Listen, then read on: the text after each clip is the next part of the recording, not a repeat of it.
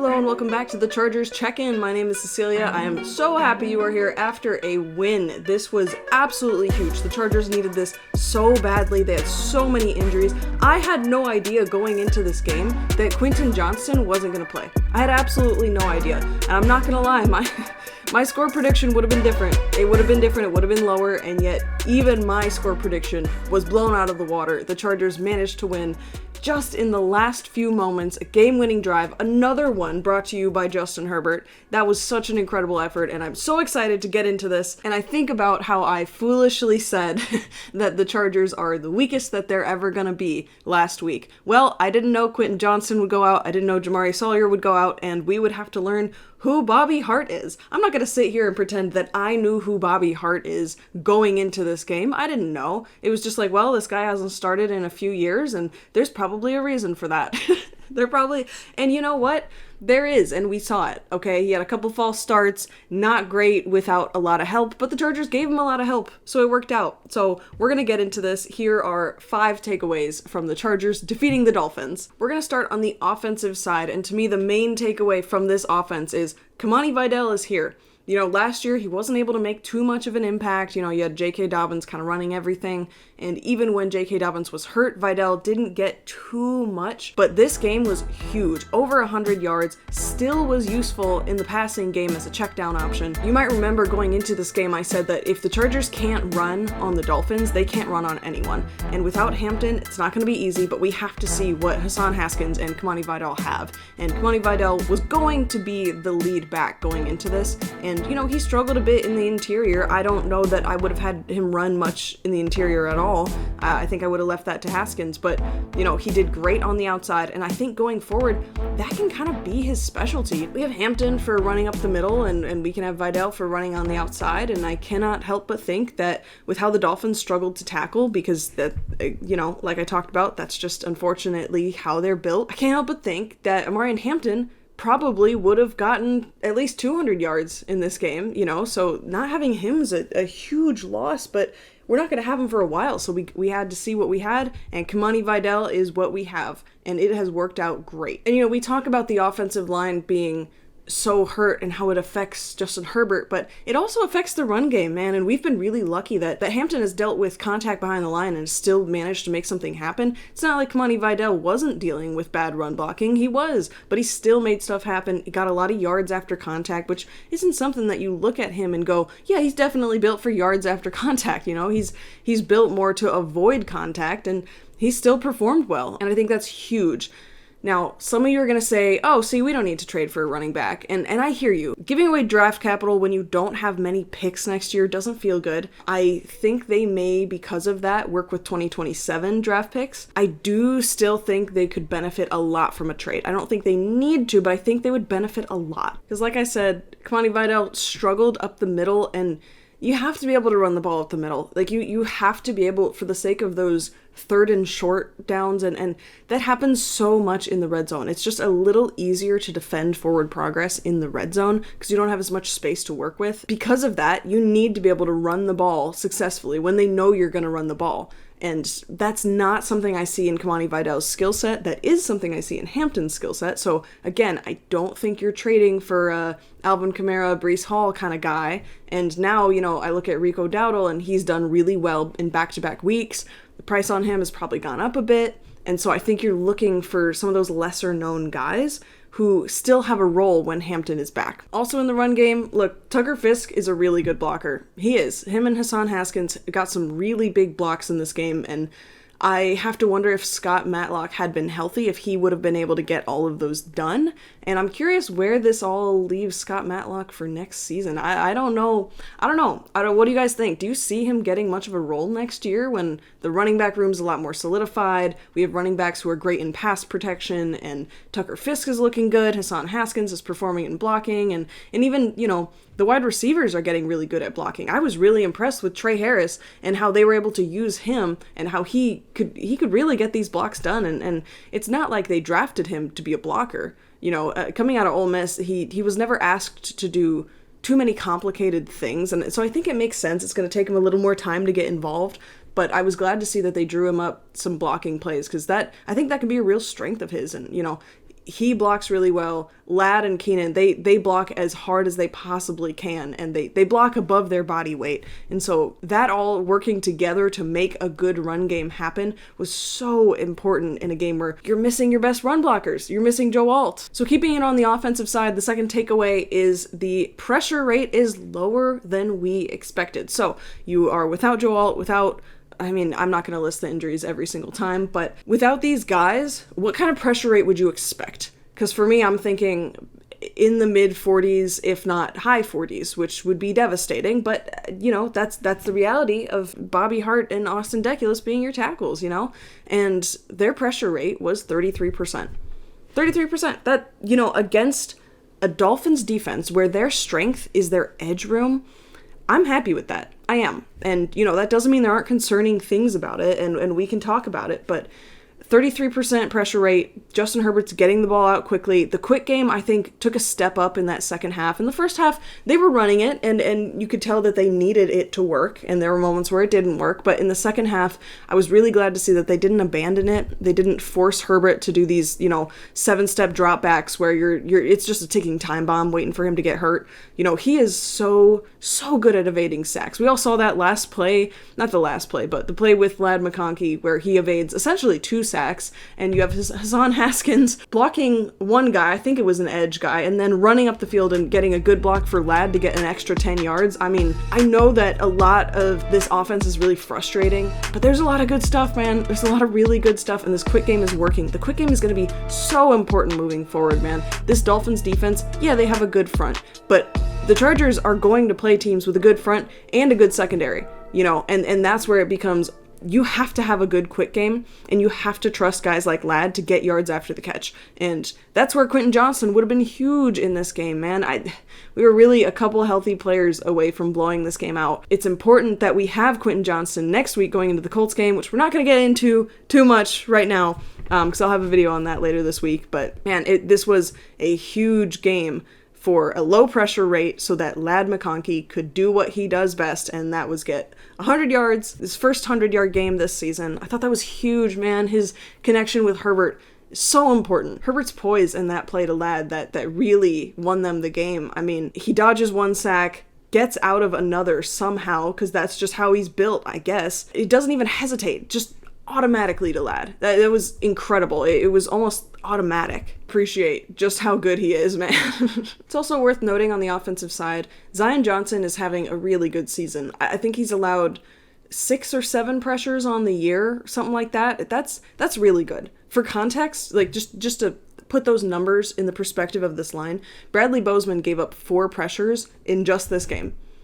Just this game. And in case you're thinking, well, 4 pressures, that's not horrible. If someone said Bobby Hart did that, wouldn't we be happy? And to that, I say, that's insane. But also, pressure from the interior is different. When the pocket is collapsing on you, that is a different kind of pressure than someone from the edge who their pressure might still create a running lane. They might create somewhere for Herbert to escape, and he's really good at that. But pressure from the interior, there's kind of nothing he can do, and that's been a lot of the case for a lot of the sacks we've seen this year, is just they're running straight at his face, and there is nowhere for him to go. Bradley Bozeman, despite the Joe Alt injury, the Jamari Sawyer injury, the Austin Deculus and Bobby Hart of it all, Bradley Bozeman continues to be the biggest concern on this offensive line, but Zion Johnson is quietly holding it down. He's always been a good run blocker, but he's struggled so much in pass protection, and I don't know where this came from. I don't, but his contract is up after this year, and the Chargers have a tough decision to make. It's trending, I think, toward they have to extend him because it's hard to find good offensive line. They already need a center. I don't know if they can afford to need another one. They're going to need more depth at guard with Mekhi Becton's injury history, although he's clearly a piece for this offense long term. But if Zion Johnson can keep playing this way, that would be huge because it would free up some draft space that the Chargers desperately need going into next year with their limited number of picks. I think about, when Joe Alt, when QJ, and when Amari and Hampton are back, this is a good offense. Despite all of the things they have to overcome, when they have those guys back, this is a good offense, which is wild to think about. I didn't think going into this year without Rashawn Slater, without Najee Harris, that was going to be something on the table. I thought it was going to be, if the defense can't carry us, that's kind of it. But they are overperforming. Even the offensive line is overperforming what their personnel is. And that's huge. You kind of have to give credit to Greg Roman and Jim Harbaugh for that coaching turnaround there. They still have their problems. I am continuously frustrated when they're in the red zone and they can't quite finish it. But I understand that's just hard to do without much of a run game, and that's just not Kimani Vidal's strength. And the last thing to note on offense is that I think Odafe Gadsden has solidified himself as tight end 1. Obviously, Will Dissly still has a place. He's a great blocker. It seems like a couple times a game, they get the ball to Will Dissly, and he manages to get a first down somehow. He is really slow. He doesn't seem super hard to tackle, but they just, I don't know, they scheme him open, they give him a little space, and he's been reliable. Tyler Conklin is a different story. Now, last week we all saw what happened when there was that miscommunication. He didn't know he was supposed to be on the field. He gets out on the field, and then he drops what would have been a crucial 4th down conversion, and that was clearly frustrating. Going into this week, you think, well, we really have to see what we have from him, because I don't know. What are we going to do there? All we have is Odafe Gadsden, who was a late round draft pick and clearly needs to develop a lot more. Well, Odafe Gadsden had 64 yards this game. Tyler Conklin had none. He was only there on 3 different snaps and just didn't make a huge impact. So this could be it for Tyler Conklin, man. He might not have much of a role going forward, and in a sense that's good news, because if Odafe Gadsden is hitting, that's huge. That is great return on the draft pick, and the Chargers absolutely needed a pass-catching tight end going into this year. It's just disappointing. That's 2 free agency signings at the tight end position that were supposed to be the big boost in offensive passing production in Hayden Hurst and Tyler Conklin, and neither of them panned out. So it's unfortunate, but this year we got Gadsden, and that's an improvement. So Blink, tell me, do you think Tua gave up on that last play? Our next big takeaway is actually pertaining to the special teams. They figured it out this week. The special teams have figured it out. They will be okay.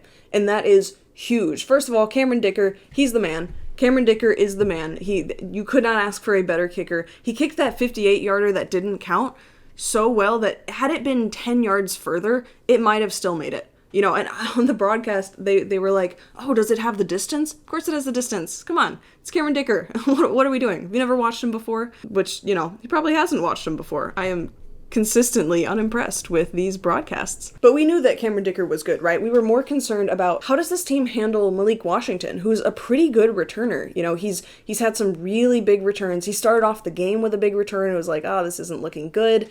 But then as the game went on, Justin Herbert came out of nowhere twice and absolutely bodied him for a really short return. And I think Aboigbe has quietly been one of the more progressing players this season. You know, he's had a bigger and bigger role. You see him get more snaps on defense, but if he can keep making this impact on the special teams, that would be huge. That field position makes such a big difference. So Keandre Lambert-Smith had a decent return. He did run it a lot more confidently than we've seen him done before. That's a good thing, but at the same time, Nyheim Hines, he's the one who had that last return that set him up at the 42 or something like that. That was a really fast, decisive run from him, and I think that the special teams really needed that kind of juice. I think he's solidified a spot for himself as a returner going forward, and I think that's really important. I think that makes it so that if the Chargers do trade for a running back, they don't need it to be someone who can return. You know, I talked a bit about Dameon Pierce maybe being an option because he can return, but he has limited production on offense. I think this kind of turns the attention more toward who can we send down the A-gap? You know what I mean? Like, who can we just run up the middle? We don't have to worry about returns. We have Nyheim Hines. And Tarheeb still did have one return. He was back there on a punt. I don't love to see that. From what I've seen, Nyheim Hines is kind of a worse punt returner, so, you know, that still needs to be figured out. I don't love Tarheeb still out there, but the special teams took a huge step up. They didn't have the stupid penalties. Ryan Ficken, we need to trust him because he got these guys together. So I know that one of the takeaways from this game isn't just that, you know, you scored 29 on the Dolphins. It's also that you gave up 27 to Tua. And Devon Achane, I've talked about him. He's a really good running back. He's really fast. The Chargers struggle against that, and we'll get into that. But the first takeaway on the defensive side, Odafe Oweh. What were Ravens fans talking about? This guy is great. This guy's excellent. No sacks with the Ravens. First play, by the way. First play with the Chargers, and he gets a sack. Sorry, I think the Chargers won that trade. I don't know. He didn't just get that sack and then, was completely quiet for the game. No, he got 4 pressures on Tua. He managed to get his hand up and deflect a pass, which was unfortunately caught, but he dropped back into coverage a few times. He had a big run stop. I mean, this guy, he played as well as Tuli.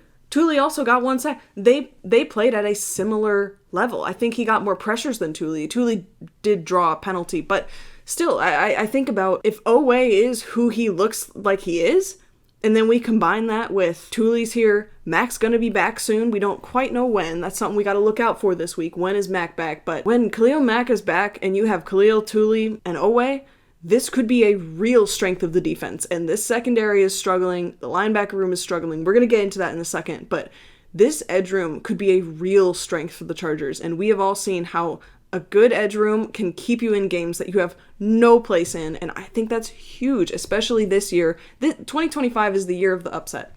It's the year of the upset, and the Chargers have some games coming up where they need an upset in order to win, and an edge room, a good defensive line, in my opinion, is likely how you do it. Man, this edge room is coming alive, and there was a moment when Tuli got his sack, and the camera cut over to Jesse Minter, and Jesse Minter, he's doing this, right? He's throwing up the T, which is what Tuli does. That's his celebration to represent that he's Tongan and stuff. And he's talked about like how much that little celebration means to him and all that. And you see Jesse's right there in it. Tuli is becoming such an important part of this defense. And now that he has a good rusher on the opposite side of him, who, by the way, like, Odafe Oweh is huge. Did you guys see the footage of him, like, when he would be walking up to the line? He's just huge, and that makes a big difference. I think that's why he's able to get his hands up, get involved in pass breakups and stuff, and I see that going forward for him, because that's something Mike Elston is really good at bringing out of players. This is exciting. This edge room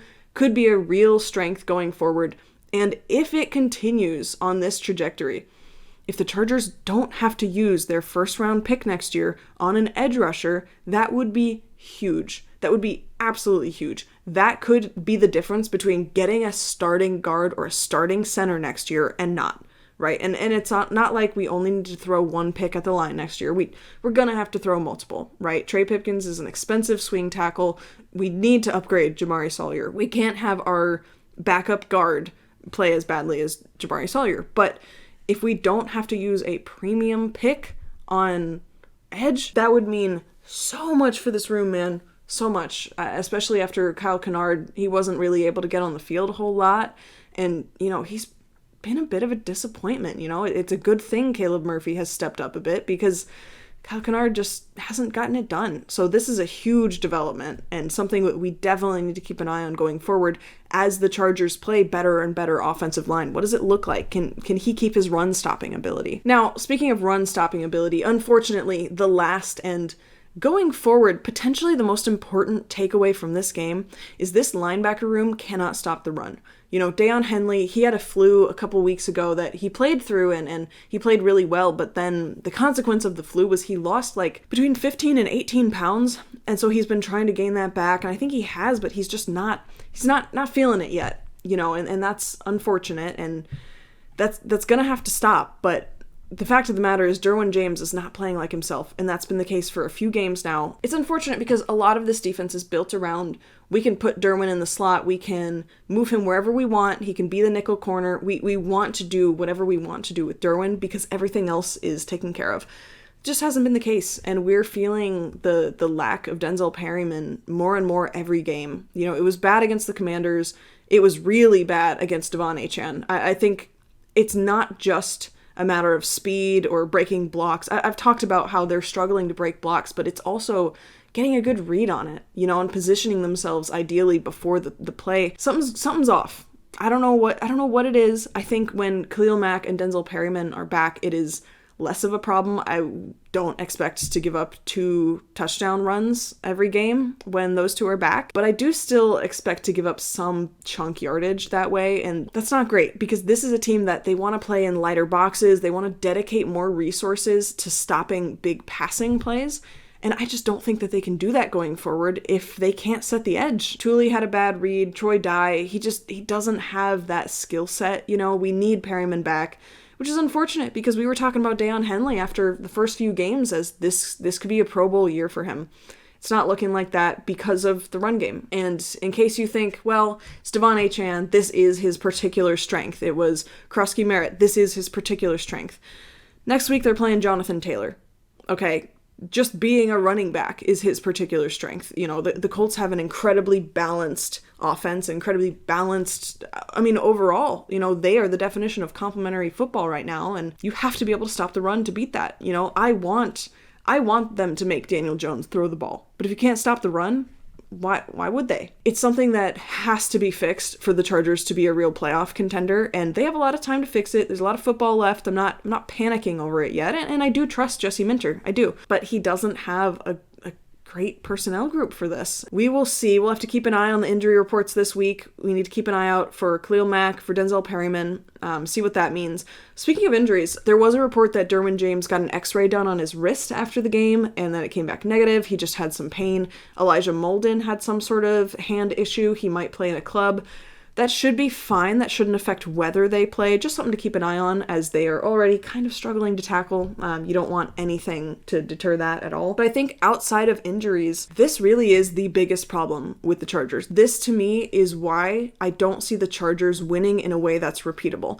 Every week, it's like, if they win, it's because the offense just figured something out, something that they haven't done before and that they won't do again. You know, I don't know if you can use Kimani Vidal the same way against the Colts that you did against the terrible run defense of the Dolphins. And that's why, as much as I'm absolutely celebrating this win, this was a must-win game and the Chargers did win. You have to celebrate that. I know that going forward, what they did would not have been enough against a better team. And that starts with run defense. And I think teams know at this point, you can't really run the ball at Tier Tart, Jamari Caldwell, Deshaun Hand, who he has been injured, unfortunately. When he's back, he's a really good run stopper. So they run to the outside and they say, okay, we will bet that we can get one good block, and then once we get our running back full speed, you're not going to be able to stop him. And that's a bet that has paid off for the Commanders. It paid off for the Dolphins.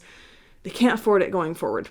This is something that they have to figure out. Perryman will help, but it's also a matter of making the right reads. And they all need to be on the same page. The communication, when you watch the film, the communication doesn't look how it did last year.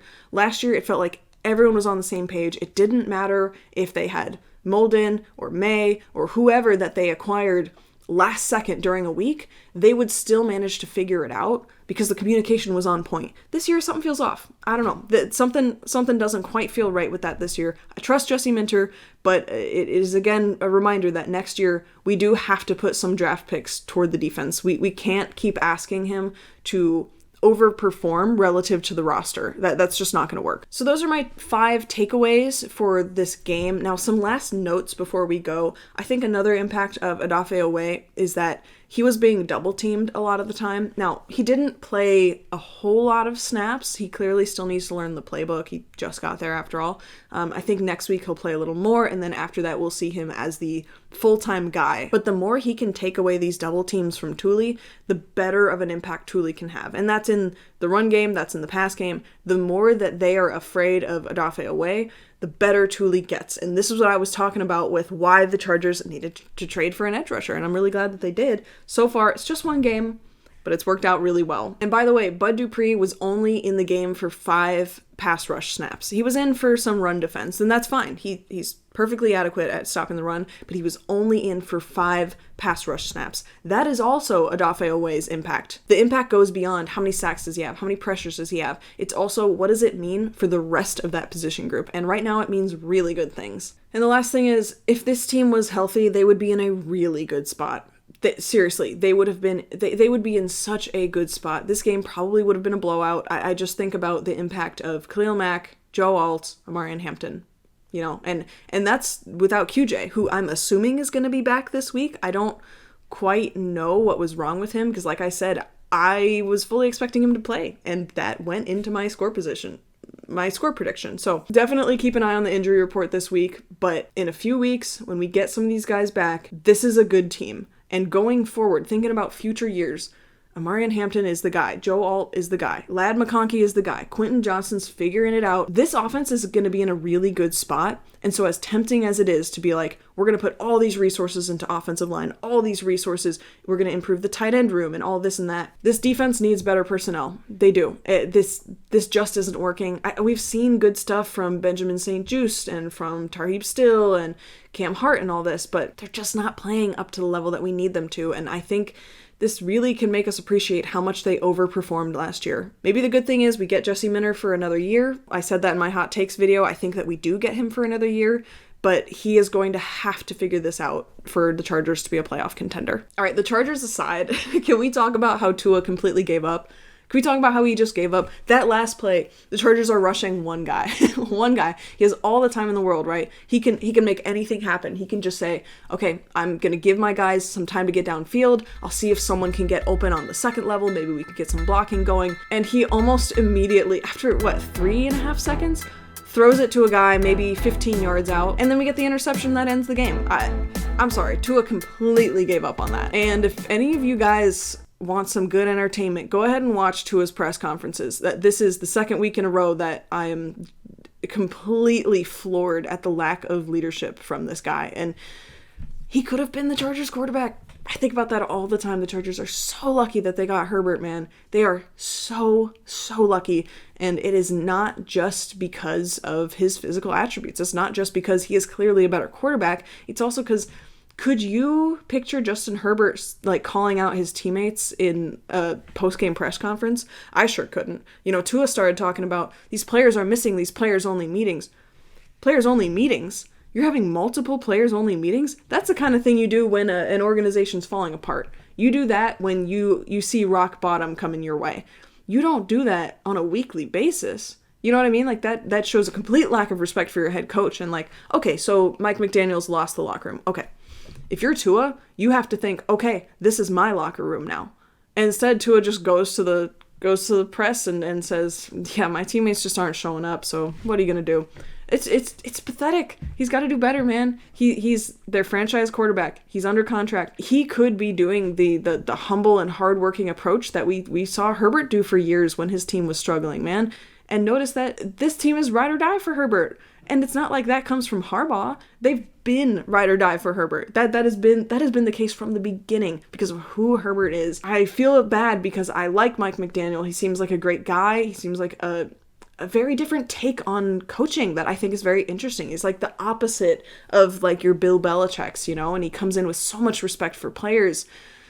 But man, between Tyreek Hill and Tua, this locker room is just in shambles, man. It's unfortunate. Mike McDaniel, I don't think he lasts through next season. And I've seen a lot of people talk about, oh, that's the future Chargers offensive coordinator right there.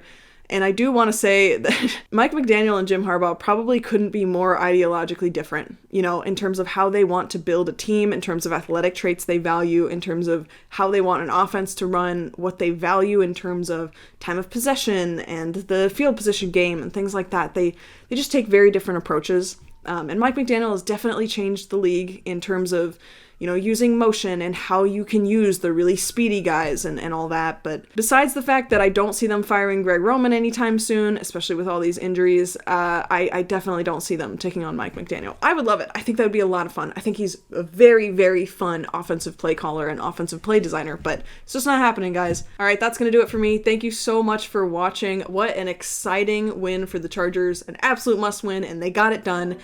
Later this week, we will go into the Colts game and what it means for the Chargers as well as all of the AFC West. But in the meantime, thank you so much for being here. Like and subscribe if you like what you have seen. I'll see you guys next time.